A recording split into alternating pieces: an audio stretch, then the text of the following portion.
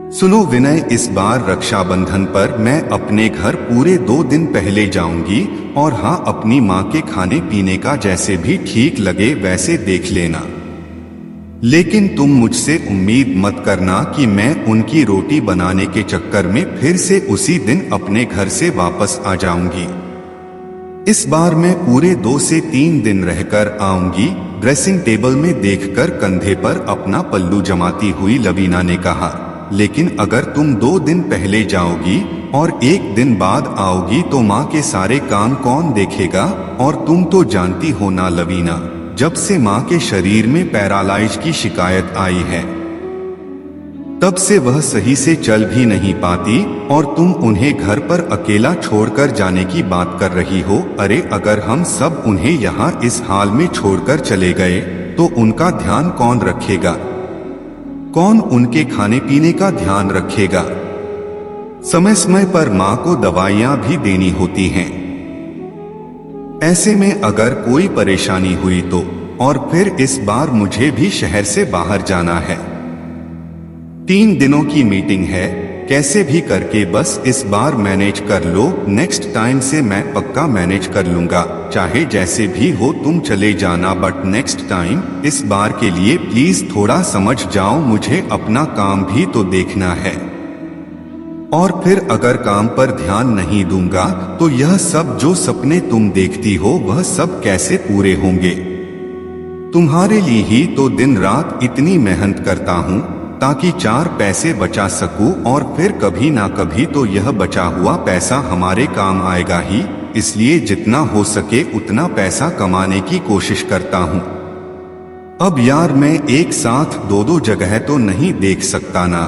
मैं घर के बाहर पैसा कमाने के लिए जा रहा हूँ तो घर के अंदर के कामों को, घर की जिम्मेदारियां को देखना तुम्हारा काम है।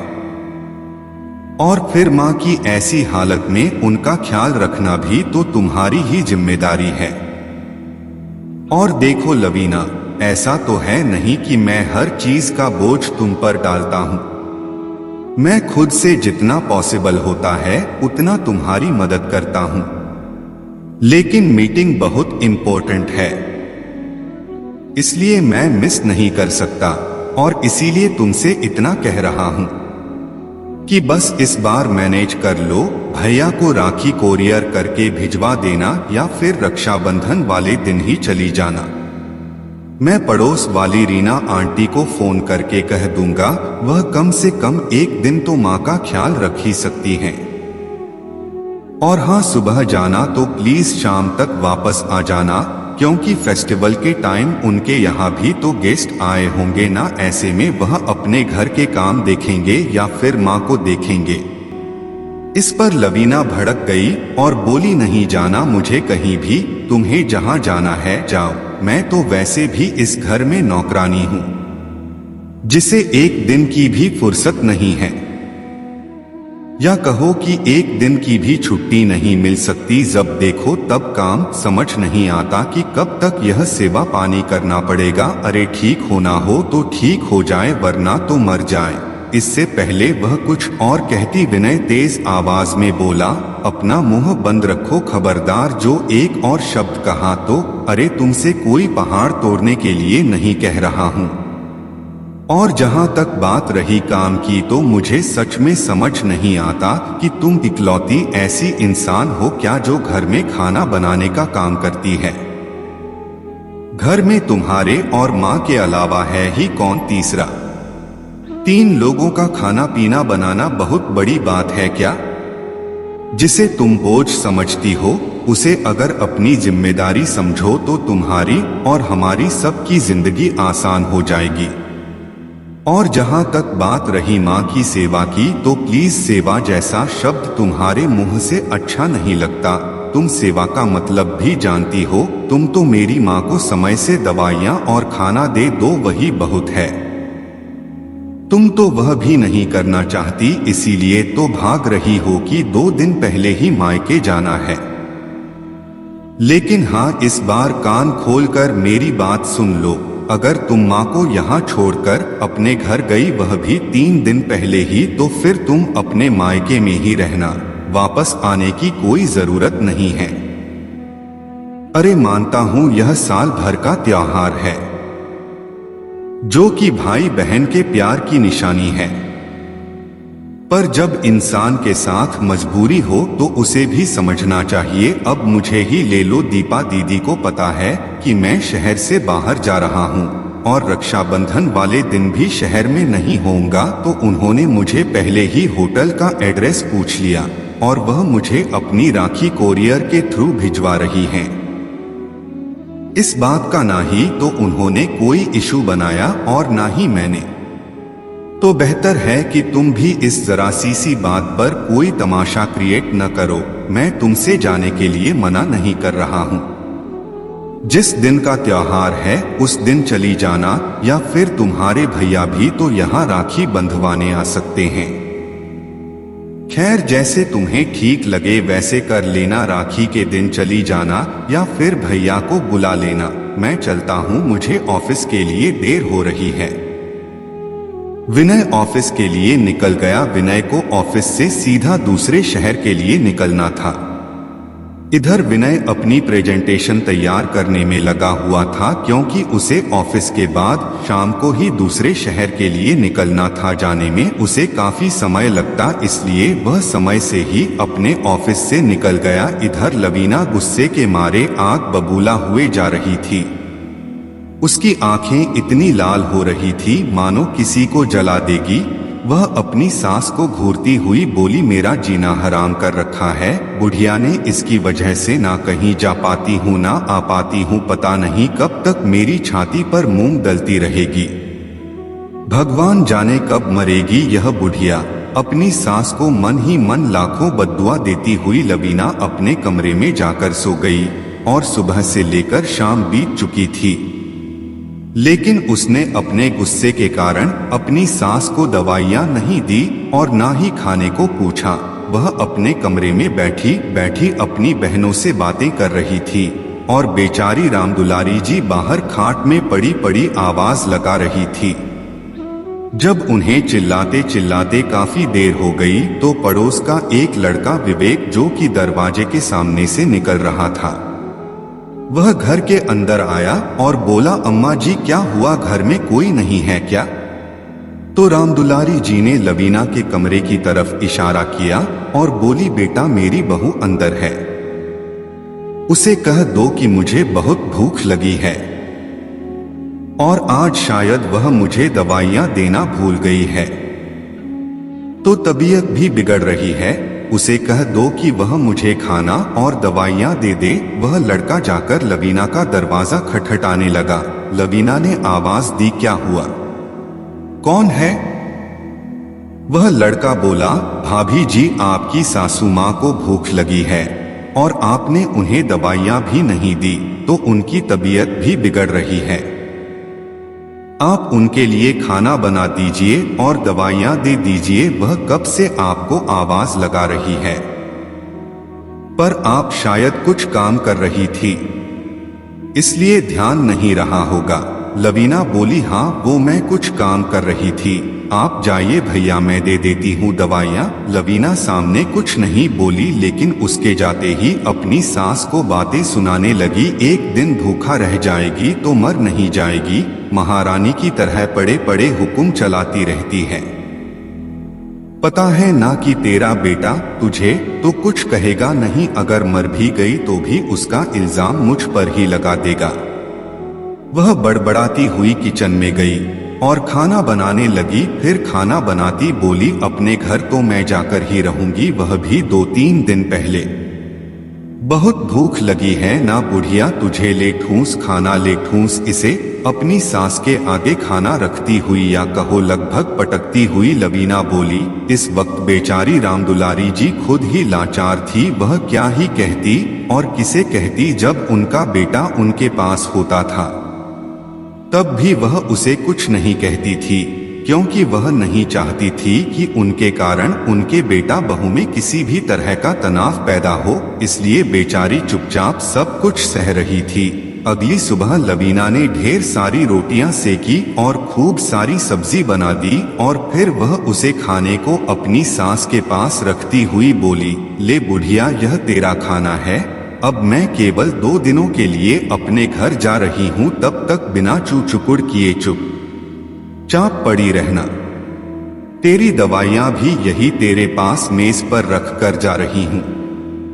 जग में पानी भी भर कर रख दिया है। अपनी दवाइयां खा लेना और यह खाना भी ठूंस लेना।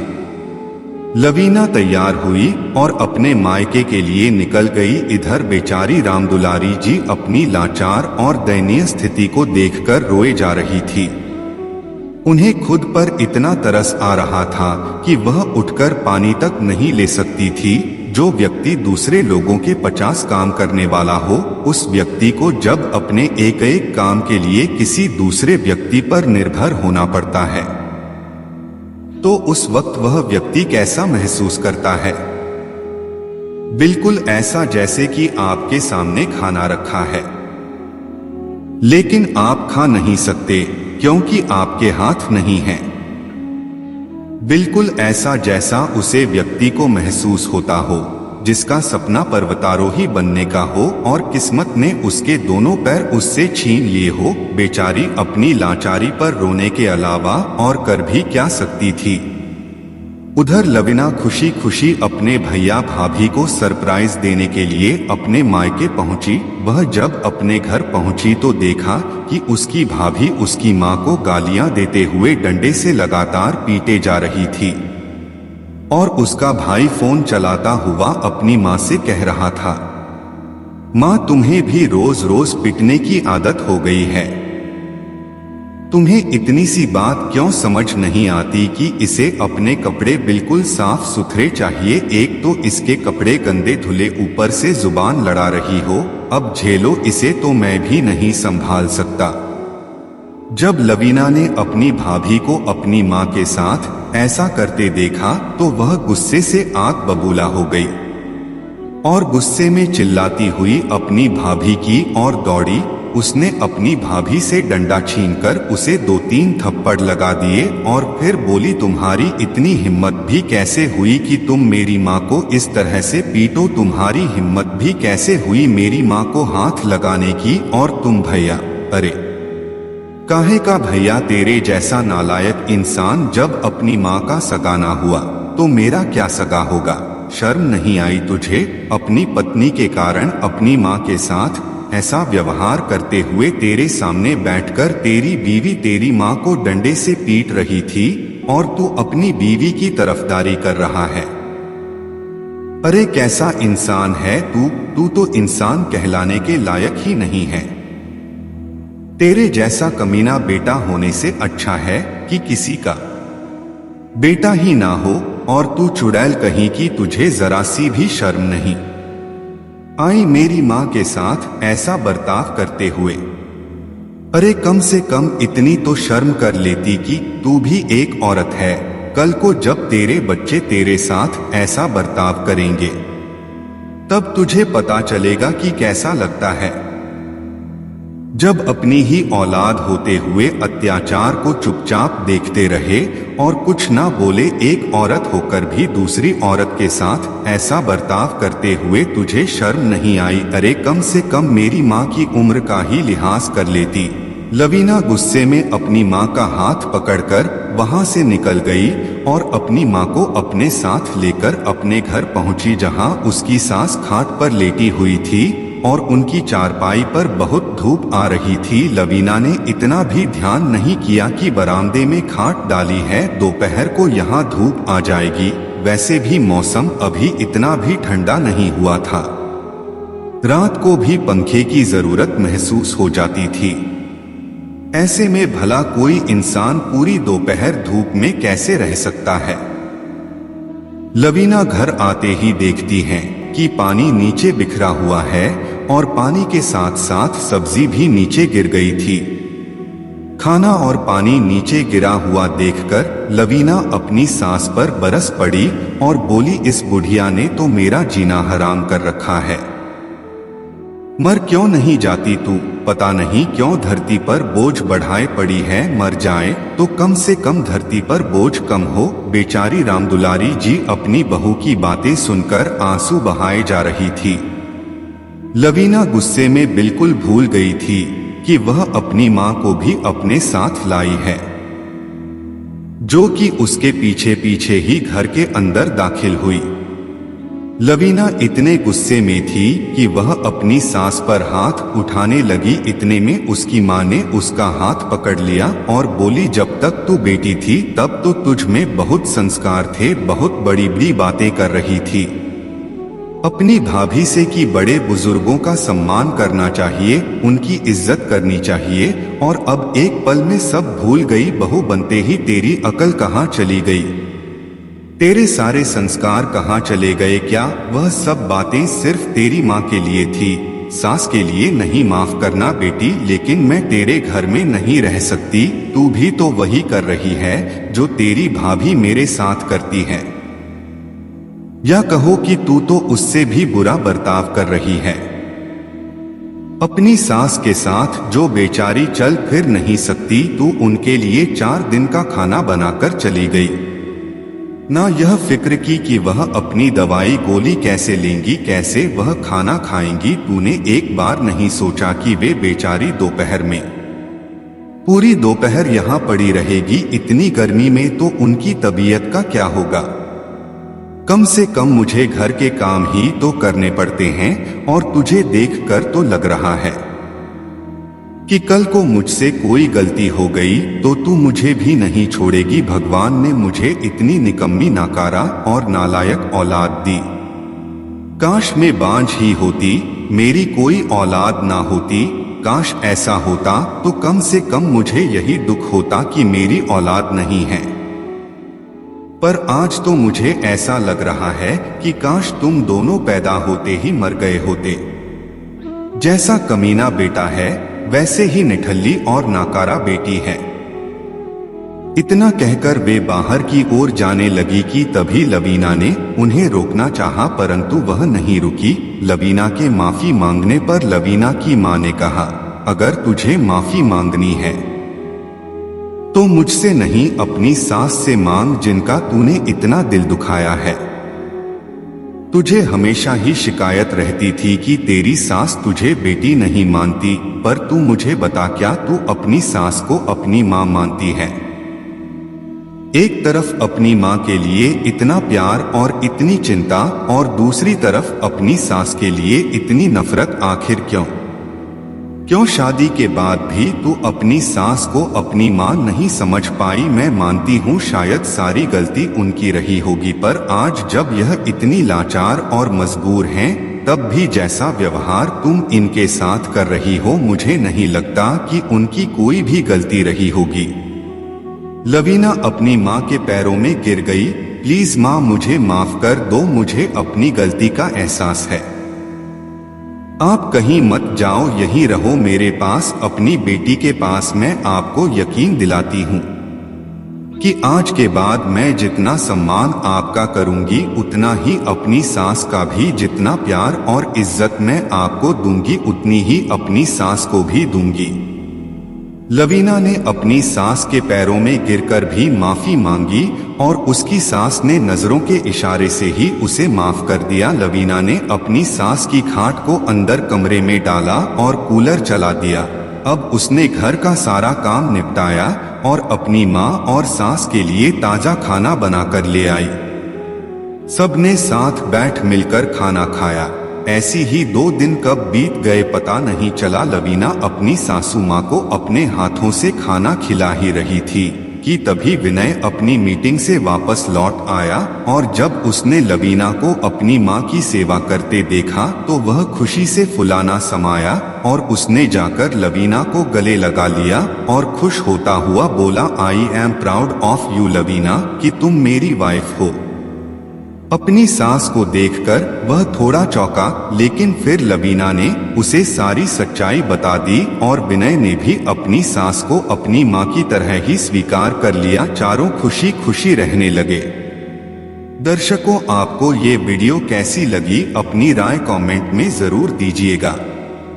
और अगर आपको यह वीडियो पसंद आई है तो आप हमारे वीडियो को एक लाइक अवश्य करिएगा और चैनल को सब्सक्राइब कर लीजिएगा।